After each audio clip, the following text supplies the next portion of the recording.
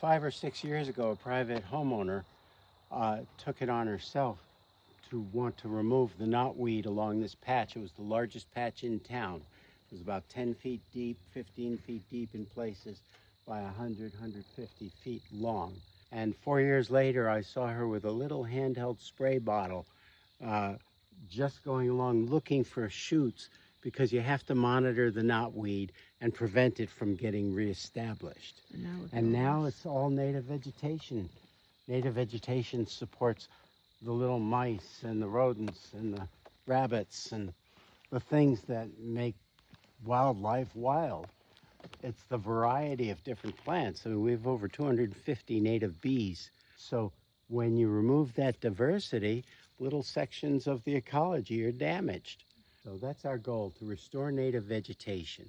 For many years, I called it, let's knock back knotweed. That didn't catch anybody's attention. But when you start talking about restoring native vegetation and getting the original type of vegetation and animal and plant diversity back, then that's what people appreciate. They do, yeah. Thank you.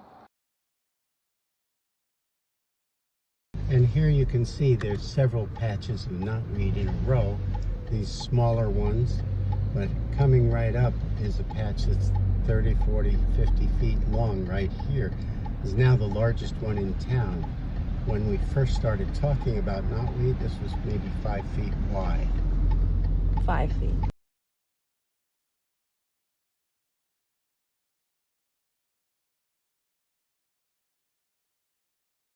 Place called Mentor Marsh in Ohio. It was the largest Phragmites stand in Ohio, 811 acres.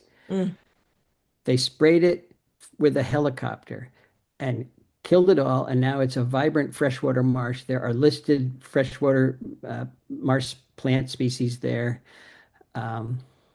which means it's not a moonscape. They didn't poison it for the rest of the world. It's a trade-off. They got rid of something that is supporting nothing and replaced it with a vibrant ecosystem that's supporting thousands of species. So to me, the trade-off is worth it. You need to use it properly, just like you need to use any tool properly.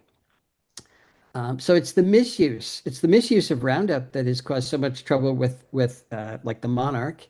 Yeah. It's designed to kill the weeds in your field, but growers spray it right up to the road and replace all of the weeds, which are milkweed and New York ironweed and Joe Pye weed and goldenrod and all the things that support our native bees and our monarchs on the edge of the road, the verges in farmland, tens of thousands of miles of verges is now lawn.